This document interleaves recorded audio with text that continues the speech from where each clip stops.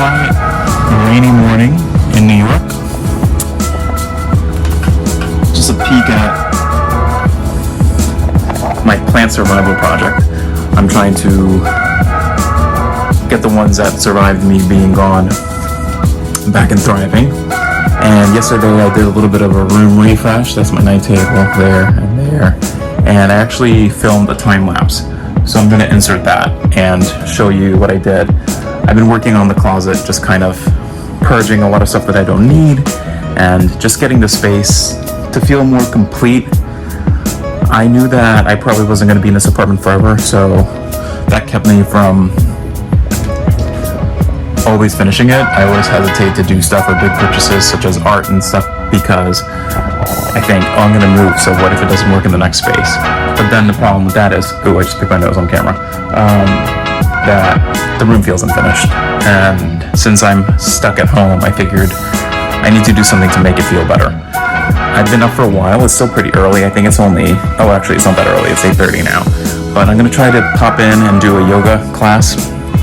I've actually been meaning to do yoga for a while and I've just been scared to get into it. I feel like I'm not going to be able to sit through the whole class and that keeps me from doing it. I just want to show you what I do. So in the mornings I like lighting candles, especially when I'm home.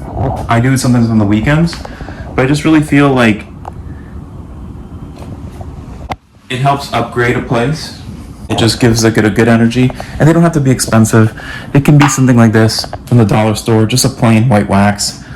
Really just always looks nice and creates a nice environment. An easy way to make a space feel much more finished and I think expensive. You don't have to get very expensive candles, even though those are really nice to have. This one is from, I think, one of those discount retailers like a Marshall's or a TJ Maxx or something, and it's totally a fall candle, but I'm trying to use all the candles I have instead of free purchasing more. And it's not like I can go to the stores anyway right now. And even if I could, I'm not sure I would. I'm trying to consume less and just be really more conscious about my purchases. I also popped in a hair mask. It's, I think, one of the Amica or I'm not sure which one, but I'll let you know. Just my hair's been dry. I'm not sure why. Probably from all the swimming and stuff and chlorine in the water when I was away. But I'm gonna try to sit down here and get through a class, catch you afterwards, and maybe kind of talk about what I do to make my bedroom feel like a hotel bedroom.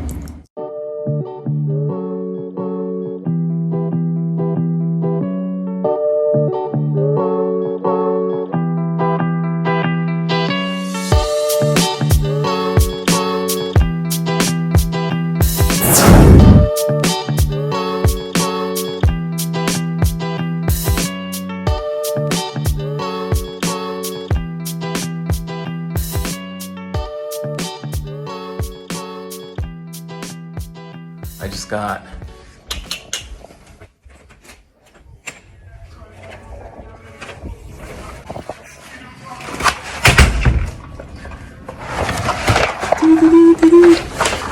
so yeah, I took my laundry out.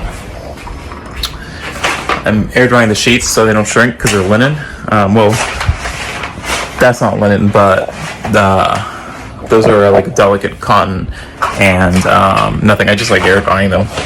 But anyway, yay! So I've got a coffee because I need an afternoon pick-me-up. Okay.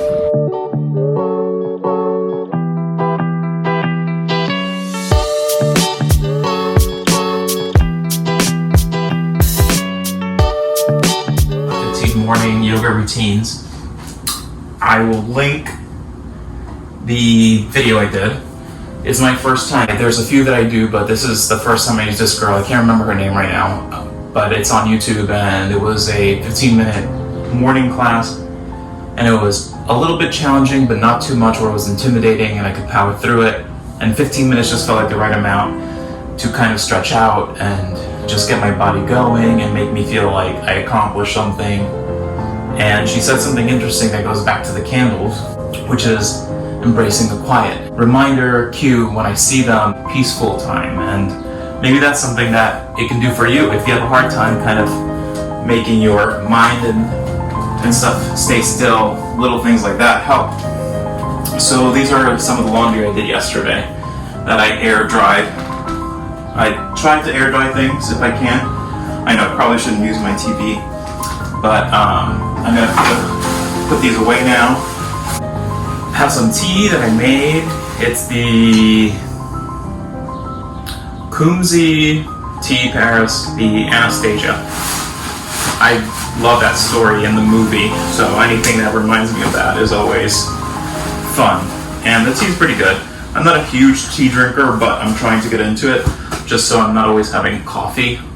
By the way, my morning coffee this morning was so good. I had the Starbucks delivered yesterday, so I could have it this morning when I first woke up as a treat to myself, because it's Friday, and I'm now in the down slope of my isolation, which I'm really excited about.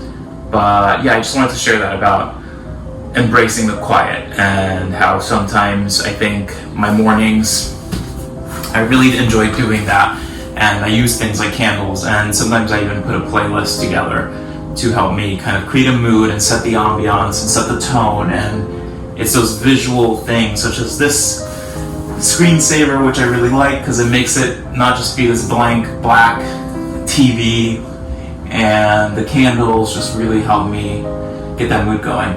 So I'm going to try to work on the apartment a little bit more today as well. And then I've always had this bookshelf here, I love it, but I feel like this corner is very crowded. This actually came from my bedroom. I got side tables in there that match now, so finally I don't have to have this like one solitary table, which actually came from my other apartment, and I still love, but it doesn't fit on that side, and there was no other place to put it. And I thought about putting it behind a sofa, but it was just really awkward, and this is the only place it kind of fits in the apartment because it's so narrow.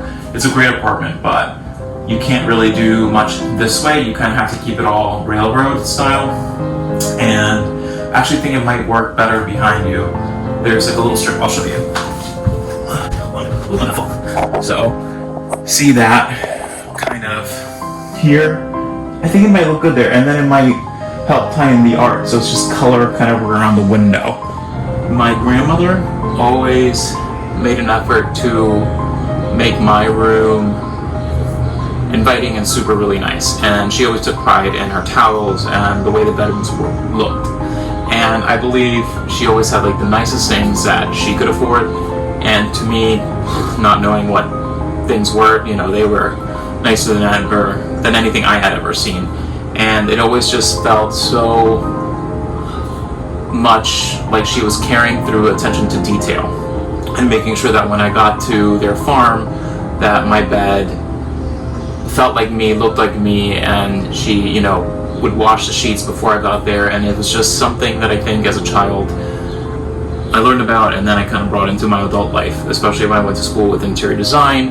And then when I was in high school, my mother had a good friend who, her kids were younger than me, but she would kind of pick me up from school, and I would hang out with her and her kids.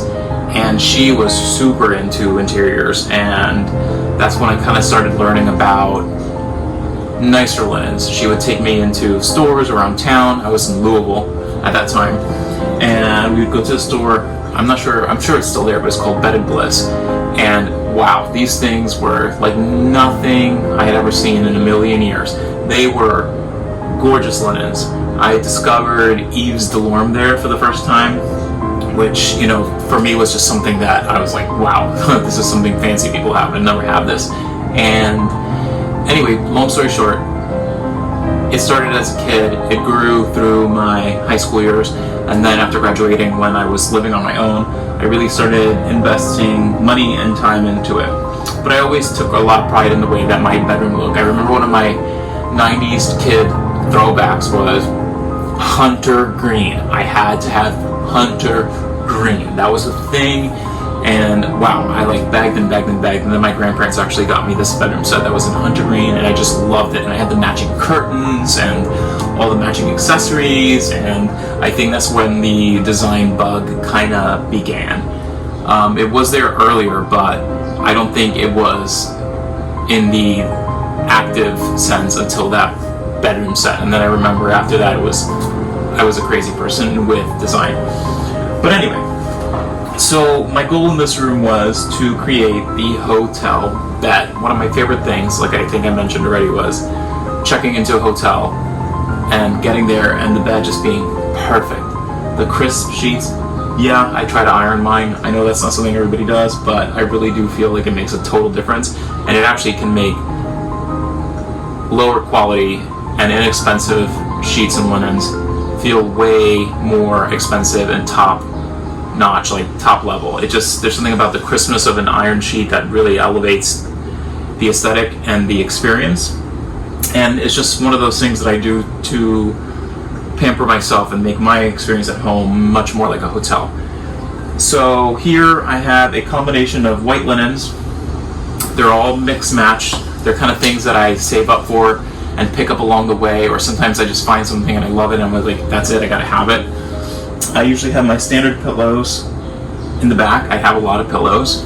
And then I love the Euro. That's always been a thing of mine, and especially after going to Europe and seeing them really used, because the funny thing is, when I was younger, especially in the 90s and early 2000s, the Euro here was kind of like unnecessary and too much extra, but I always thought that it had to be. And then going to Europe and seeing them be kind of their standard pillow made me feel like, okay, see, come on, I'm not that off base. People like using it too. So then I had these 2 Euros, and then these I had monogrammed with this. I worked with a store in Savannah to work on this design, and it has my initials, and they're very special to me. And I have sheets that go with them, but I try not to use those because the ones back here, hold on, I'll show you.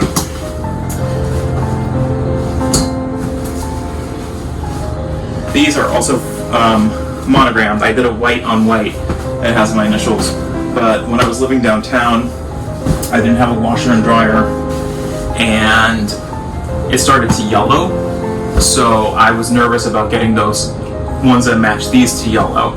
The Wash and Fold does the best job that they can, but they use really harsh chemicals, and the water isn't, always the best quality there. And, they just have to get through all the stuff as quickly as possible. So I've gotten a lot of the yellowing out. I can maybe talk about that some other day. It's kind of, I found this washing solution actually at the dollar store, which really, really, really works. But then you have to let them soak several times with baking soda and warm water. I would say almost 24, 48 hours. And you have to do that a couple of times. And eventually the yellow starts going out, but it won't always completely go out. If you put them next to each other, you can tell. But I've read that that's a combination of the hard water that they use, the bleaching agents in the cleaning solutions, can actually yellow white sheets, and also your body oils. So if you go to bed with body lotion, if you have just natural oils that your body produce, shampoo, hair products, makeup, those things actually start building up over time and they start yellowing your sheets.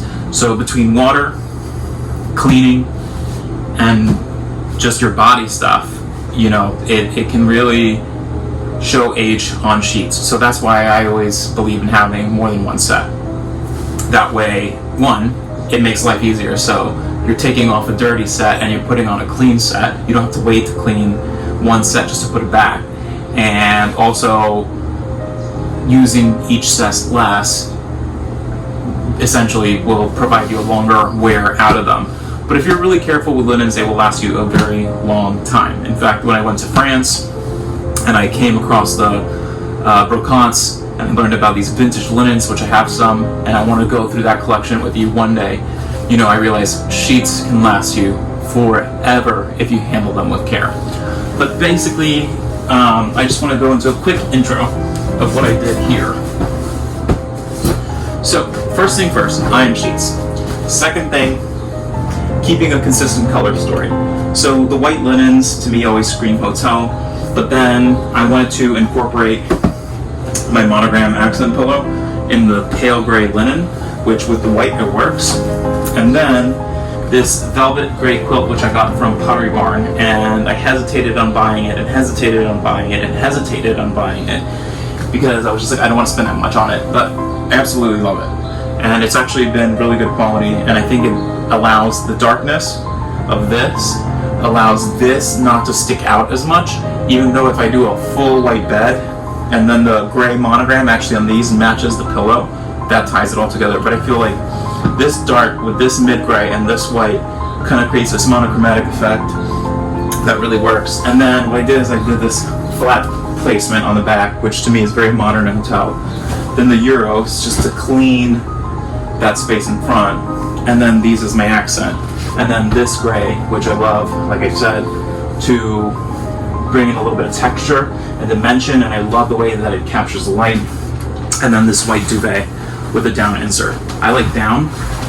I've been thinking about going into maybe faux down or foam, but I really haven't found any that have the same body. I feel like a lot of those man-made materials, although they're great, there's a stiffness to them, and it's just finding the right one, I think. And then, you know, always candles and lighting is really important. I try to put these dimmers. I used to have them both hooked up, but there's something wrong with this one where if I have them both hooked up at the same time, that one turns off eventually, and then I have to unplug it and replug it for it to work. So I just gave up, and now I just have this one. But this is kind of the side I use at night anyway, so it's just easy to pop it off. And then spraying your lens with a mist is really nice, and you know, it's just taking into consideration what are the things that stand out to you when you go to hotels, and how do you recreate those at home. It's just about the story and setting the mood, and those little things like ironing and moonlighting really make a big difference. This is what I'm doing right now. So what I'm trying to work on in this space is I really love a lot of the pieces, but I think the problem is we have a lot of the same weight and volume and scale, although these are much smaller than these, and this is a smaller square and that's a larger square, and that's a standard rectangle. They're all quite the same size in terms of volume, and I think that maybe if I play with that a little bit, it's going to get it to that point where it just feels perfect and finished. I mean, don't get me wrong, I think this looks great. I just think it's missing a little something. Probably art back there too, but I'm just not going to do with art right now. And anyway, so that's where I'm going to start. I'm going to work on this over the next couple of days, and I'll let you know what I come up with. I'm just getting used to the camera thing. I'm really going to try to work really hard to become as seamless as possible, as quickly as possible, but hopefully with time it'll get better and it'll become more natural. I just really want to finally have an opportunity to get all these creative ideas out of my head, share the how-to of how I go about things, and then maybe that will provide you with information that you can use to solve some of your problems. You know, kind of like maybe you have a bedroom that you've spent money and time on, like me, and it looks really good, and somebody else might think it looks perfect, but then you feel like, I don't know, it's missing something. And that's where we're at, and that's what I'm hoping that we can work on together. Show you what I do to solve the problem, and then maybe it's the same thing you can apply to solve your problem. So that's where we're kind of at. Be patient, I'm really trying. For this video, wrap it up. I don't know how long it's been. That's goodbye. I want to end my vlog. And if not, then just keep watching. Oh, and please, please, please hit like, and please, please, please subscribe to my channel.